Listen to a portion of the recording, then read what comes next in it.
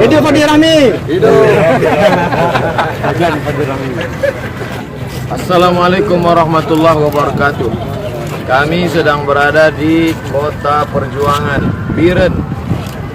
Background mengingatkan bahwa Biren, Aceh, cinta negara kesatuan Republik Indonesia. Presiden Soekarno, sang proklamator, pernah tinggal di sini. Ada kamarnya, masih ada abadi, belum ada dirubah satu apapun. Artinya apa? Anak muda Biren, anak muda yang bersemangat, beragama.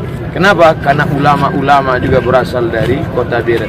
Dalam satu hembusan nafas, anak-anak muda Biren adalah anak-anak muda yang cinta kepada Islam, cinta kepada negara kesatuan Republik Indonesia. Takbir! Allahu Akbar. Merdeka! Merdeka. Sallu ala Nabi. Allahumma salli ala Sayyidina Muhammad. Sukses selalu anak-anak muda Biren. Selamat dari narkoba, selamat dari pergaulan bebas, selamat dari permusuhan, perkelahian. Jaga persatuan. Terima kasih. Assalamualaikum warahmatullahi wabarakatuh.